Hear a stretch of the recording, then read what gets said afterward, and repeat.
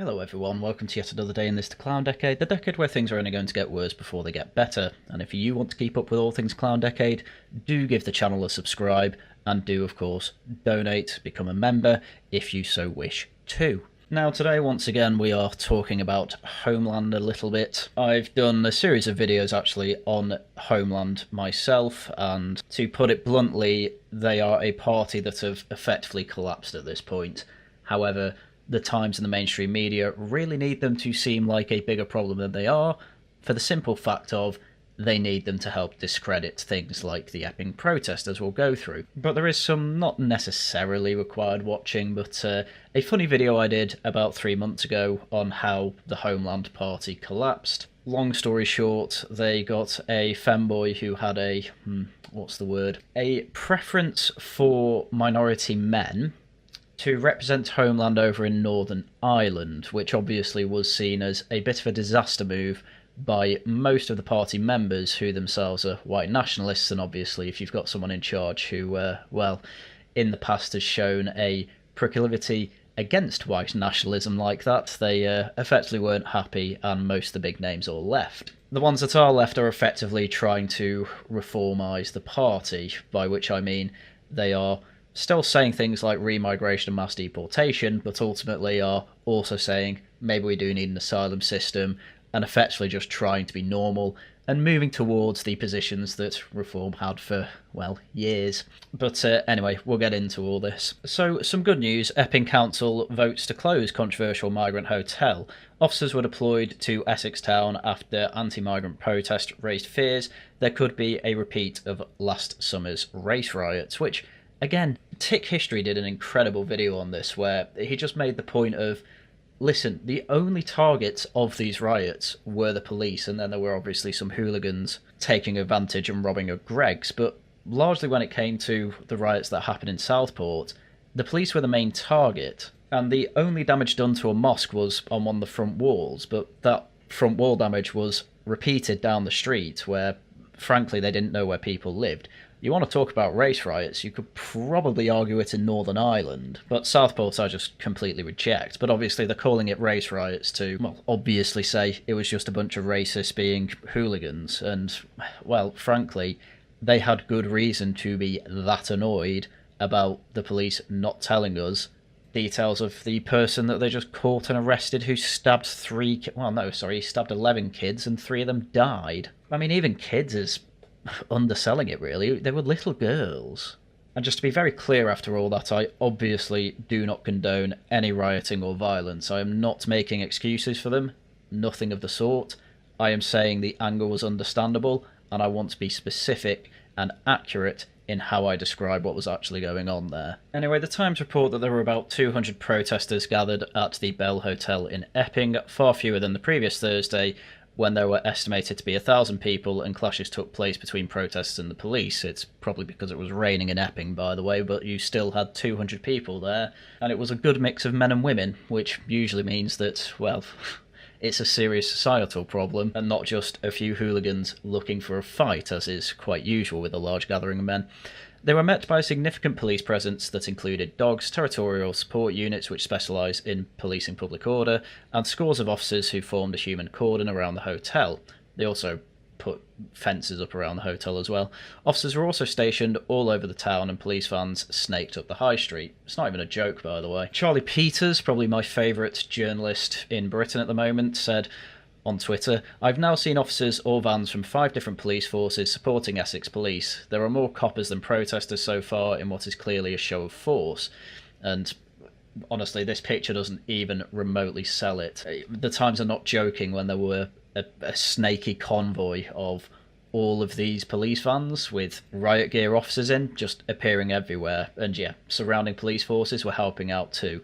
They're lucky in that there is not any football going on at the moment, given it's July, and therefore they actually had the manpower to show this force. But clearly it didn't work as intended because, as the Times said, the council have effectively folded. They're going to close the Epping Hotel, but to be honest, they'll just open another one anyway. It's going to be whack-a-mole for this, and so If the protesters keep having free evenings, I expect them to keep turning up at these hotels. Anyway, the times continue. The Bell has housed migrants since 2020, but protesters were sparked after Hadush Kebatu, 38, an Ethiopian migrant, boat person. He actually came over on a boat, but as I say, the Times don't particularly want to legitimise these protests. And a resident of the hotel was charged with sexually assaulting a schoolgirl. The schoolgirl was 14, and the 38-year-old tried to kiss her. It is no surprise whatsoever that the locals were not particularly happy with this. But anyway, it was this section I wanted to get to. Shane Urell, a Tory councillor, read out a statement from the father of the girl who was allegedly assaulted by Kebatu. I do not want or condone any of the violence that has taken place in the protests, he said. That's not what we're about, and that's not what we're trying to achieve. It's only going to make things go the other way. I just want the hotel to be moved away from making any other family feel how we're feeling right now. And it's unfortunate, but people still do not feel quite comfortable saying I want all these people deported, because ultimately the normie view is some people, not necessarily all of them, or even necessarily most of them, but some people coming over on boats are legitimate, fleers of war, legitimate refugees, and it's basically not true. Pretty much all of them are just coming over for economic reasons, as we know, and I've gone through a million times. But again, this distracts from the fact that, it's just NIMBYism, really. I don't really care if this hotel's elsewhere. I don't want it near my school, where my children are, where they can get sexually assaulted like this. But outside, there were protesters milling around in the rain, occasionally raising chants of Save Our Kids or Keir Starmer is a Kuma. There were scattered confrontations between individuals, protesters and police officers, including one man with a St George's flag draped over his shoulders who took issue with an officer who asked him not to walk on the road. It just gets to pointless reporting like this, but it's this paragraph. Callum Barker, a member of Homeland, a far-right party that has been helping to organise the protests, made a speech over a megaphone in which he berated police officers for having caged us like animals. I don't really know what he means by that. I don't know if the police have been caging people. But this is the point. There have been Homeland members helping organise these protests. That is absolutely true. But as we go into another article, it kind of doesn't matter, because ultimately these Homeland members actually live in the area. And so I don't particularly have a problem with them organising protests. They have positions that I obviously find abhorrent. There's proof of that. I've gone on about them for months. And ultimately, they only actually arrive in a Homeland capacity with their own members. They don't brand the protest as a Homeland protest. They basically say, listen, let's organise a protest. Let's get a load of local people who have a similar problem with this hotel to us, want them out of here, and we can get somewhere there. And then obviously, hopefully when they're there, they can say, oh, Homeland's here, do you want to join? Which is all part of the democratic process. I have no problem with that. And frankly, I think most people who start to look into Homeland, it doesn't take them particularly long to realise they're a bit too far to the right for them. I mean, they made it over to 1,000 members, and then the whole femboy thing happened, and membership just stalled. It's been stuck at 1,400 for months now, and I don't think this is necessarily going to get them an awful lot more members. But obviously, while the Times reporting this, one, it's true. I don't particularly have a problem pointing out that Homeland are organising the protest. The problem is that this is the only mention of Homeland in this article, and it's basically trying to smear the whole thing as far right. But we go into another article, the title of which I also have problems with. Homeland, the far-right party helping to organise Epping protests. Members of the group, which present itself as the voice of sensible nationalism, are involved in the demonstrations outside a hotel housing asylum seekers. And to be honest with you, their positions are, as I said before, moving away from the more radical things and moving slowly but surely towards Reform's very own policies anyway. And I've said that in previous videos, that the reason they do that is because when they doorstepped and were more radical, it's definitely because they will have had people effectively saying to them, yeah, I agree we need to deport a lot of people, but you're going way too far with this. Like, this is going to affect my friends and possibly even some of my family. If you want to be sensible nationalists, can you not just effectively go closer to reform? So that's what they've done. So the Times explained that Homeland's entire shtick is effectively having a veneer of sensible nationalism and a squeaky clean media image, which, by the way, they're not actually very good at. While they effectively sneak in their more far-right policies if they get into power anywhere. They're in a few councils, by the way, and that's about it. none of which are due to actually winning an election, all of which are to do with defections. They have a few parish council seats that they have won, but that's because you win these by default, because basically nobody goes for them. And not only that, they are not party affiliated, because they basically affect about 10 houses on a street usually. Anyway, 2 years on since they set up, some members of the party appear to be putting that programme into practice by helping to organise the protests outside the hotel housing asylum seekers in Epping.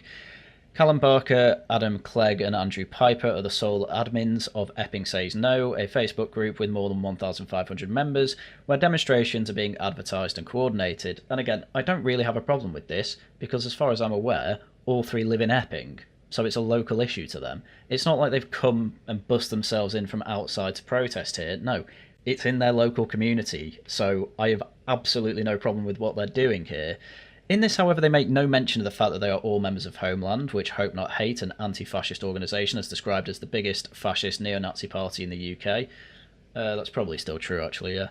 An allegation the party denies, despite the fact that most of them are ex-patriotic alternative, in which they were pretty overtly neo-Nazis. What's my evidence? I've played the clip in plenty of previous videos, but it's the one of Mark Collette saying that there should be 3 books that are preserved for all future generations, and all of them are by, well, one of them's by Hitler, and the other 2 are by American neo-Nazis. Anyway, the article goes into a Homeland profile and the profile of the other people that have been mentioned. I don't really care to go through them. I think it's just Adam Clegg that has no history of posting spicy things to Twitter, and these people are effectively very good at losing their jobs when they go public with a openly far-right group. As I say, as much as they try and hide the neo-Nazism and anti-Semitism and things like that, they are very, very bad at it. I will say, I think the funniest thing is that Adam Clegg used to be a Tory activist. I have no idea why he moved over to Homeland. I mean, obviously because the Tories are dying, but why would you not move to Reform? Why would you go all the way to Homeland? It's the problem with being eternally online, I suppose. Anyway, I've also mentioned before in an earlier video, but want to touch on this. Hope Not Hate looking into organisations like Homeland is exactly what gives them legitimacy, and the Times have obviously worked with them before and see them as legitimate because obviously Times journalists looked into all this too and found, oh yeah, there's a whole bunch of anti-Semitism that's going on within the party. That's a problem too, so we're calling you far right. And as I say, I don't even think that's particularly dishonest. What I think is dishonest is that in every other article they'll say, oh, by the way, Homeland are organising all this, but then in this article they'll make it clear there's no mention of Homeland whatsoever when it comes to the Facebook group. So people are obviously joining this saying, oh, I say no to this asylum hotel, not realising it's being organised by these Homelanders, because these Homelanders understand that they are toxic. And so advertising it as a Homeland organised event would quite accurately, unfortunately, or at least it would be much easier to justify the smear from the media that these are all people who support Homeland, which they can't really do, so they just say, yeah, it's organised by Homelanders, don't you know they're far right? Which, again, not inaccurate. However, it's pretty obvious that they are trying to smear everyone there with the association to Homeland, and I don't think that is a particularly good idea.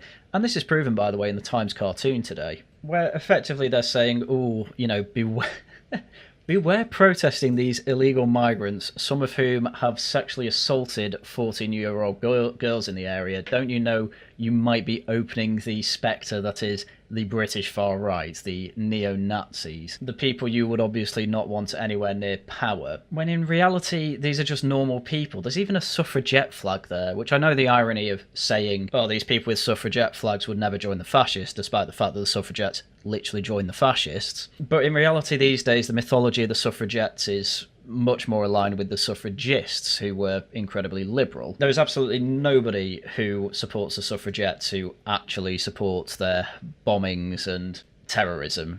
That is literally just... This is a woman who would have had a frame saying this is what a feminist looks like with a smug face in 2016. These are literally just normal people. And if they realised the actual things that Homeland stood for, which as Homeland...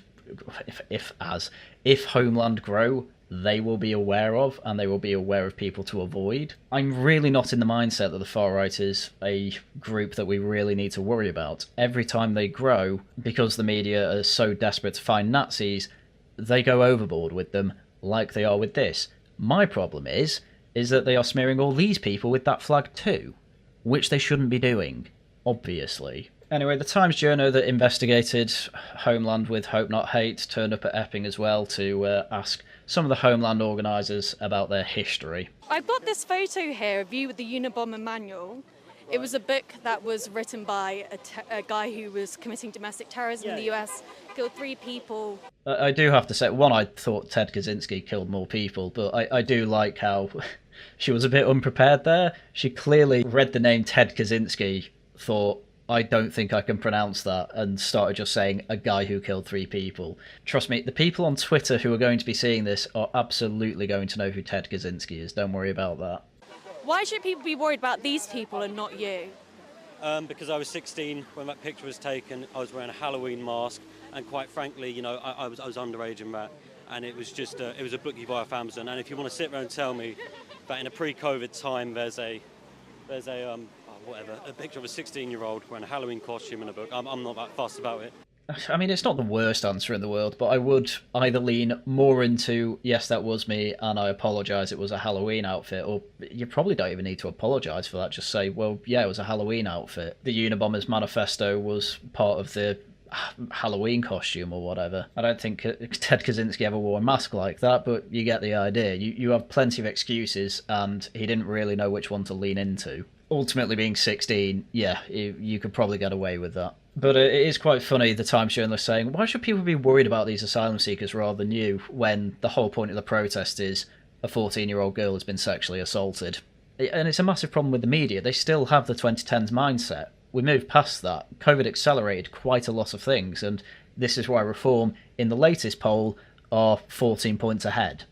34% they're on, with Labour on 20. These people are obviously going too far, but as they mention elsewhere, nobody seems to be aware that this is a Homeland organised event, so you can't smear them with that. I've got a good track record locally. I do lots of stuff to help out. I'm a good person. I've never endorsed violence. I believe in peaceful protest, and that's why we're here today. Thank you. Now that is a good answer. I do things locally. I'm a good person. People know me around here. And most importantly, they are very clearly going down the Extinction Rebellion route, which quite frankly works, of I have never condoned violence and I don't think violence is at all useful. Because as we're seeing from Just Stop Oil as we have seen from Just Stop Oil and Extinction Rebellion, that stuff works. You start doing Palestine action and directly attacking military bases, all of a sudden it's basically impossible to protest for you. So as I say, I think majority of rioters these days are less concerned citizens and more people taking advantage of the situation, with the probable exception of the initial Southport riot. I think that one outside the mosque with the police was rather a legitimate flashpoint. Obviously, I'm not saying the violence is legitimate. Again, need to make that clear. My final question would be, what would you say to people that are saying that far-right people, including the Homeland Party, are sort of taking advantage of this issue here? What would be your message to them? We're not taking advantage. I'm a local resident. I've lived in Epping my whole life, and I'm here to make my voice heard. Again, another perfectly fine answer, but again, Times don't care. This whole interview is literally there to catch him out. And to be honest with you, he's doing a good job.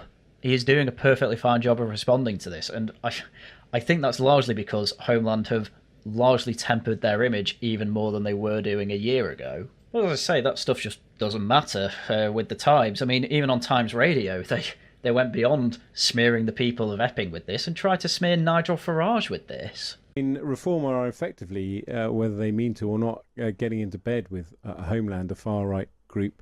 I mean, it's just laughable. You got to realise as well, this is Ed Vaizey, who was an ex-Tory cabinet minister. I think he's a Tory lord now instead. So he's obviously going to try and take advantage of this and say, oh, Homeland, Farage, Reform, what's the difference? And nobody really buys it. And in fact, it's such a ridiculous thing to say. Even Fraser Nelson comes out and, in his very polite way, says, what are you talking about? I'm going to defend Nigel Farage and Reform here. I mean, just because some far-right lunatics have joined the protest, that doesn't mean to say they're getting into bed with them. Yeah, pretty much. I mean, he goes on for quite a while about this and gives quite a robust defence, even saying that, listen, Nigel Farage is the man who is the buffer between Homeland and, let's face it, normal policy. You know, I even include the El Salvador thing in that. A lot of people want murderers and rapists sent to El Salvador. Homeland, quite frankly, wants everyone who they don't deem as native sent away. Not necessarily to El Salvador, but to their home, whatever that means. And I know I'll get some Homelander in the comments saying, oh, it's obvious, I mean their homeland.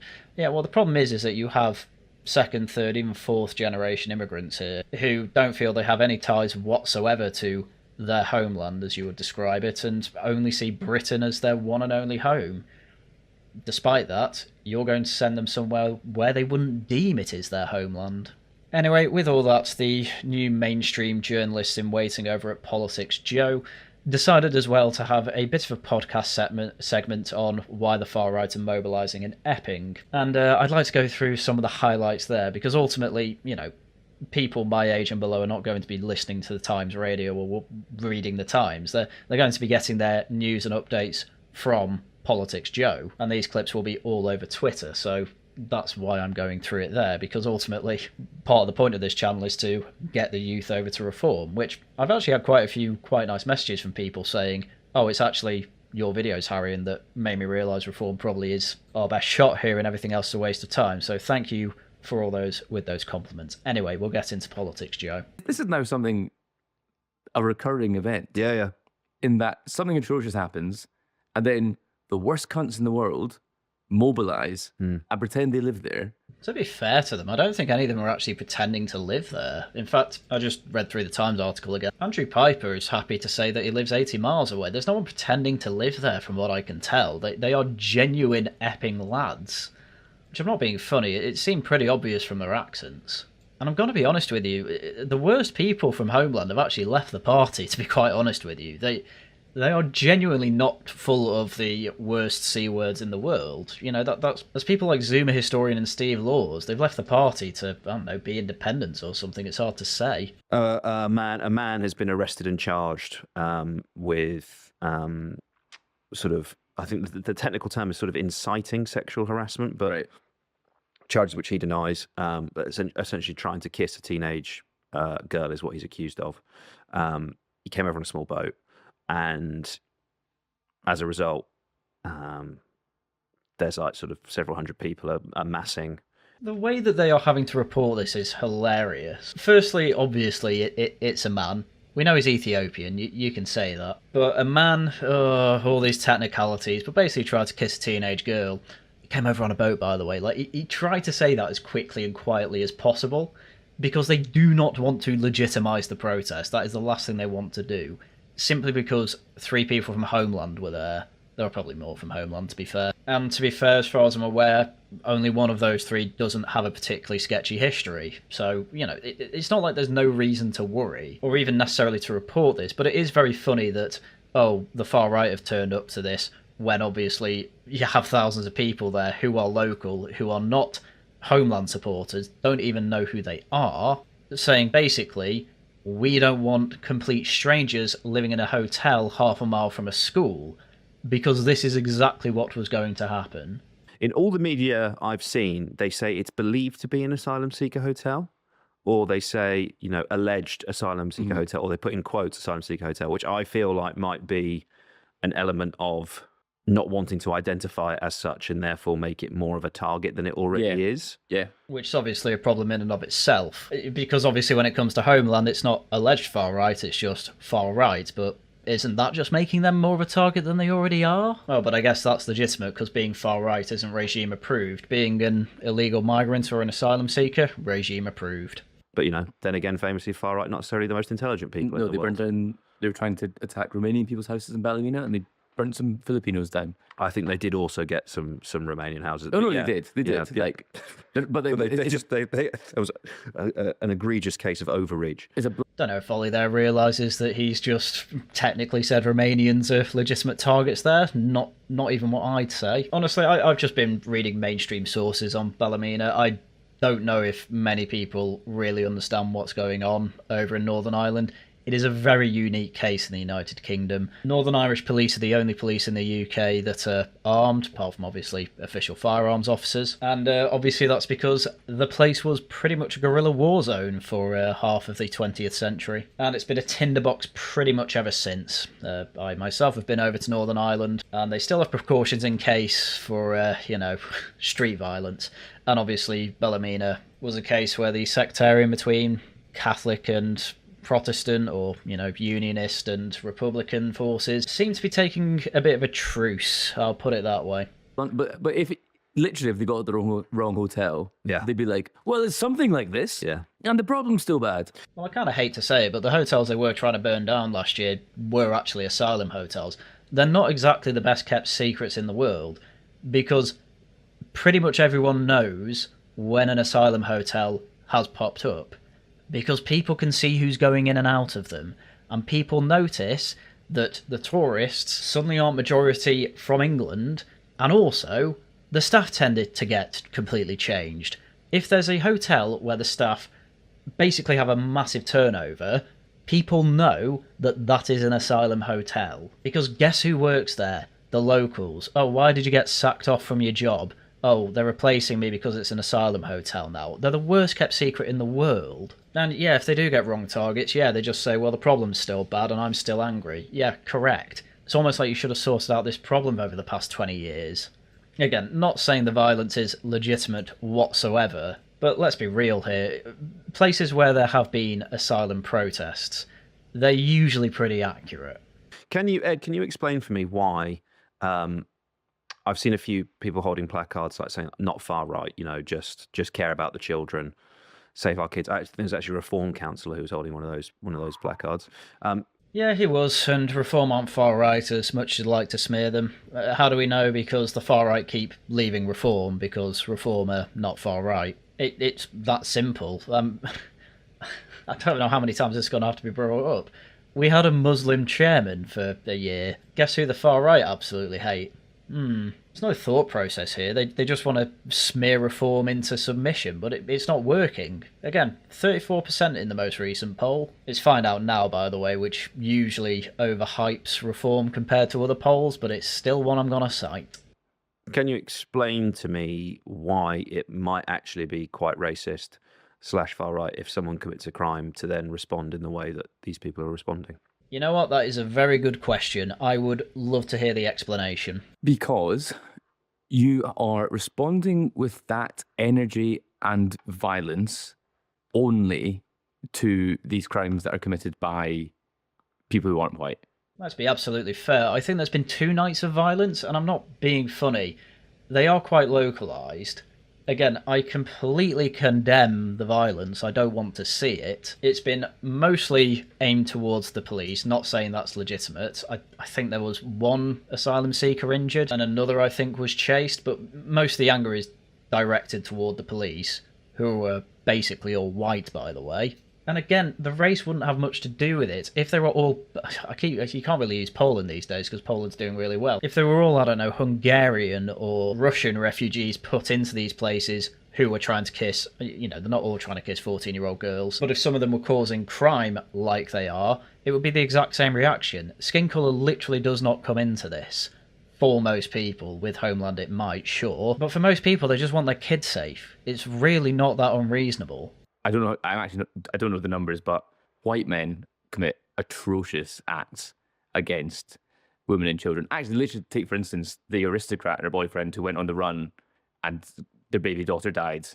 That's a horrific story, and you're not writing about the death of that girl. Well, that's because number one, nobody in that story is here illegally. I mean, let's just go see how that was dealt with. There's a BBC article on it. So, a couple who went on the run with their newborn daughter have been found guilty of her manslaughter by gross negligence. Constance Martin, 38, and Mark Gordon, 51, were convicted on Monday following a lengthy and chaotic retrial at the Old Bailey, which the judge accused them of trying to sabotage and derail. It comes more than 2 years after the decomposed body of their baby Victoria had been discovered in a shopping bag in Brighton. Well, that's just horrific. But as you can see, they've been caught, they're on trial, and as far as I can tell, with names like Constance Martin and Mark Gordon, I'm going to take the random assumption here that they are 2 people that were born in the country and have a right to be here. The difference is obviously the illegals don't. And obviously, I'm sure you're thinking, oh, well, he's brought it up. Mark Gordon sounds like a white name. Constance Martin sounds like an aristocratic white name again. Anyway, here's a picture of them. Yeah, the absolute moron that is Ed Campbell is trying to tell us that we're all racist because when we riot, it's only when it's against non-white people. And his example of that is nobody rioted about this story where two people who are British citizens and have every right to be here went on the run and got their daughter killed and she was decomposing in a bag. Horrible, horrible people. Yeah, the father's black. This undermines your entire point. Once again, this isn't about race. The mild complexities of these things are still at the forefront of people's minds because people in Britain, the vast majority of them, are not racist and do not want anything to do with racism.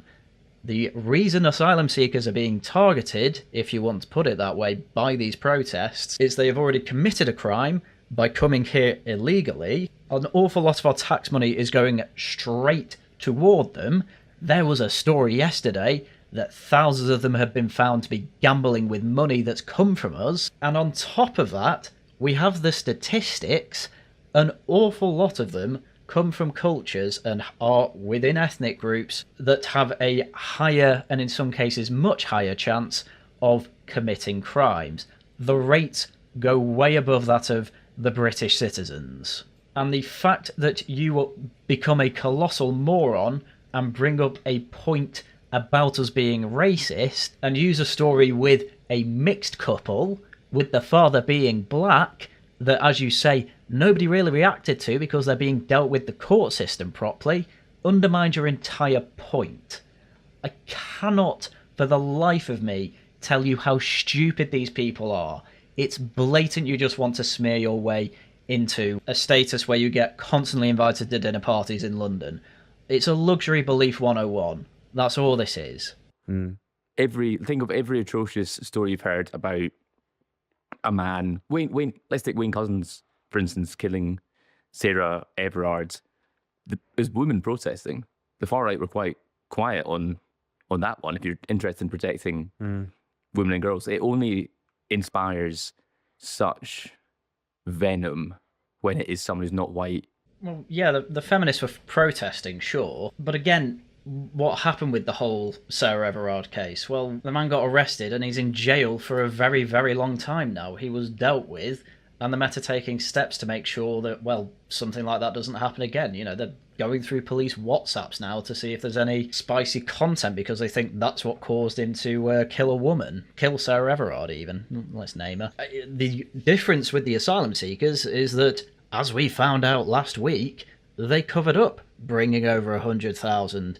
On top of that, they're still not doing anything about the boats coming over. These are people immediately breaking the law and nothing's being done about it. That's why there are protests here. If the right-wing protest in the 21st century, probably even the 20th century, it's largely because there is a genuine societal issue that nothing is being done about. When the left do it, sometimes it's for genuine reasons like Sarah Everard, fair enough, but most of the time, effectively, it's to gain more power or to support the worst people imaginable, e.g. Hamas. I mean, it's pretty unreasonable to say you have to protest and riot about absolutely every crime ever, otherwise we're not going to see you as legitimate. It's a ludicrous position, but it's the only one they can take because there's basically no argument against these protests. Hence, they've also had to go on to, Homeland are there. Yeah, this is kind of their bread and butter. This is about their one issue that you are doing nothing about and that legitimizes them, by the way.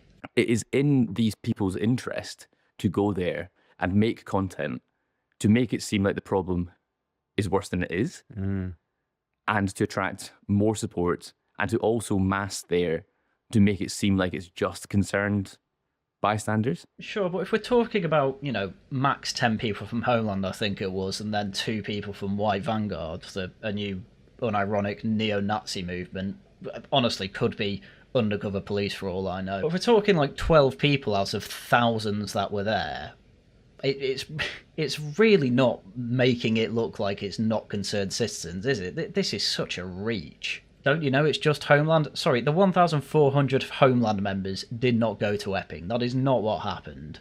10 of them went, because most of them live near there. It's actually, it might not even be factual. Like, someone could be accused of being an asylum seeker. It could be a chain of whispers, and eventually the story gets out. Southport. And we saw what happens there.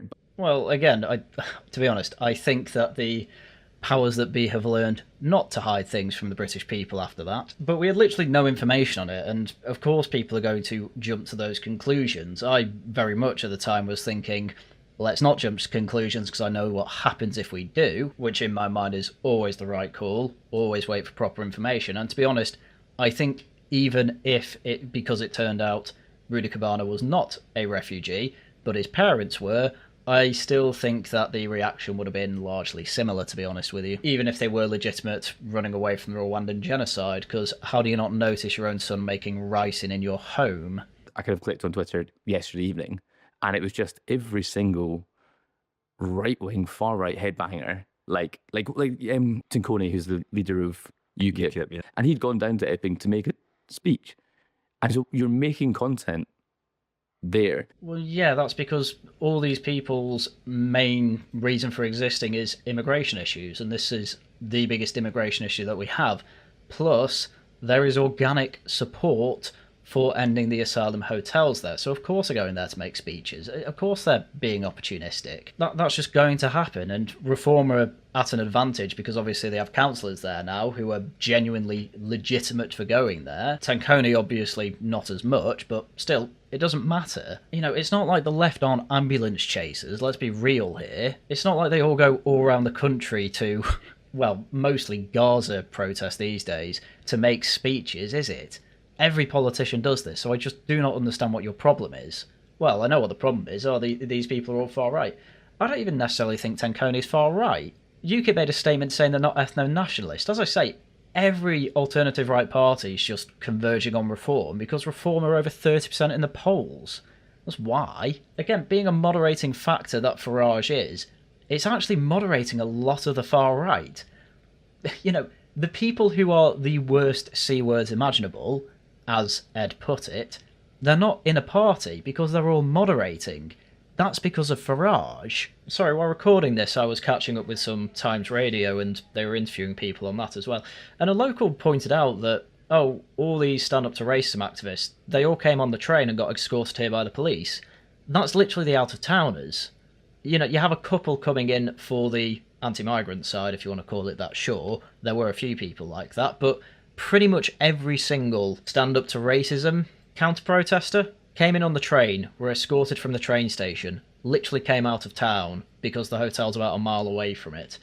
That's not being picked up by these two, again, because it's okay when they do it. You know, they're on their side. It's just such blatant regime stooges that it's just crazy. Oh my God, imagine a mainstream political figure went to Epping and made a speech there. They'd be hung out to dry because it's cynical, it's opportunistic, and you're trying to stoke racial tensions by doing it. Well, I'm not being funny, but Reform have been talking about it pretty much consistently for about a week now. Okay, they're not going there, but that's because they've got a whole party structure to supervise, along with a hell of a lot of other issues that they are going on about, such as their 6 weeks of crime campaign that they're on at the moment, obviously saying, look how much of a crime-ridden hellhole Britain is at the moment. But they're still going on about it, and they're being called opportunistic for it. This is just basic politics, and they cannot move past 2015 talking points. Literally, this is arguments that were being made 10 years ago, and they can't move past it because they have literally nothing to say. There's nothing to say here, and the examples that they keep bringing up are wrong. I think the kind of edifice of British politics, both at street level, constitutional level, I think it's like bursting at the seams. Whether it's the fact that we have a first past the post electoral system and about 5 parties are all polling between 10 and 25%. What the hell happens if that happens in a general election?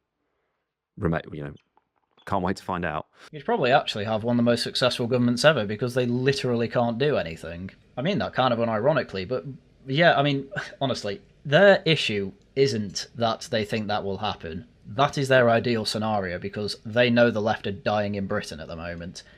Their real worry is that Farage does get in because they know that he is going to be doing things that deal with these problems that they have been pretending don't exist, and these problems that they have been spreading apologia for years. And they know that if these things start working, the entire media system has to have a complete rewrite of how they work, because their power's just gone then. The narratives that me and others on the online sphere have been saying for years, that you can't trust the media, they lie to you, etc., all of that is legitimised with no counter-argument. We're seeing that in this very podcast, actually. And that's really what they're worried about. They're worried that they won't have the career track they thought.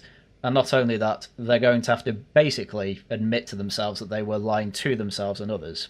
And that's something that they simply do not feel like they can justify to themselves, at least not quite yet.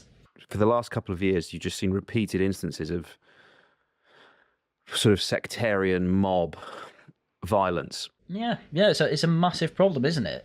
What's the old line? Import the foreign world, get foreign world problems, something like that.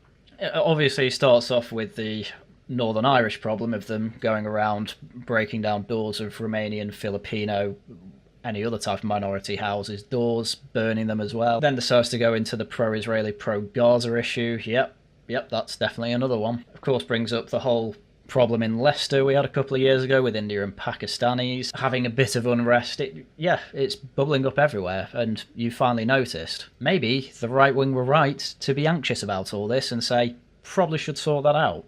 Well, you had 20 years, you didn't. Here's reform. It's a very dangerous political moment, and I'm not sure the government, or specifically Starmer, is really equipped to be able to, apply the healing salve to a traumatized country. Yeah, you don't say. Can't imagine why there are some polls that are even showing that the Lib Dems could outdo Labour at this point. Just crazy political time, I do agree. And yeah, it's because these massive problems aren't being dealt with. I might push back on that a little bit. Please do. Because it's not normal people doing this. It is the same people travelling to these things and behaving in the same way. Yeah, I'm just skipping all this. That's not true. That isn't true. It's not Homeland going to Ballymena to kick down Romanians' doors. It's, where have Homeland been seen? They've been seen at Epping. That's it. Why have they been seen at Epping? Because there's a few of them that live there. That's why. Tommy Robinson didn't even go to Epping because he realised, it needs to be seen as legitimate, and if I'm there, they'll get smeared. They're being smeared by Homeland here. And frankly, even that's not working well. I didn't go through it, but the Times comments on some of the articles I went through were basically saying, stop smearing them as Homeland. These are just normal people. We know this. UKIP maybe turn up at all of them, but what do they do other than give a speech? Nothing. They're not there kicking off. That is local people. Most of them hooligans trying to take advantage of the situation. Fine. But the protesters, mostly legitimate. Stop trying to delegitimise all this. And even if that was true, Stormer's obviously not got an answer. Yeah, we're just skipping Ed's commentary here. It's stupid from the get-go. Anyway, that's pretty much all they have to say. And honestly, the mainstream politics show included, obviously the news agents as well, they've been stuck in this limbo for quite some time because while the rise of Reform and Farage are helping to suppress these tensions because it looks like there's still a political option for an awful lot of people, me included, they also don't particularly like that answer, but it's quite clear that they don't like the other answer more. But then at the same time, because they don't like the Farage answer, they obviously throw him in with the Homeland crowd, who do have a history of being terrible. These days, honestly, it's not so bad. They're being counter-signalled constantly by Zuma historian and Steve Laws, for example, the probably worst two that were part of Homeland. But they are effectively just useful idiots for the media at this point to attack Farage. But as we saw, you have people who are taking this seriously, like Fraser Nelson. I say taking it seriously, he's still trying to defend mass migration with some stats, but as we know, lies damn lie statistics. And ultimately, I don't think they're realising that it's this attitude of trying to attack Farage and make him out to be something that he's not, that is actually more than likely going to end up with their even worse nightmare than a Farage Prime Minister, which is, of course, violence on the streets and about as close to a race war as I think is possible to get in the 21st century in Britain. Anyway, I think that will cover it for today. So, with that is everything I had for you for today. If you enjoy what I do, please do subscribe, leave a like, leave a comment. Great ways to help out the channel. And then, if you can spare it, please do donate to the channel, either via Super Chats or Super Thanks, or become a member. You get access to an awful lot of my old streams if you become a member. Right, with that is everything I had for you for today. So once again, thank you very much for watching, and until next time, Goodbye.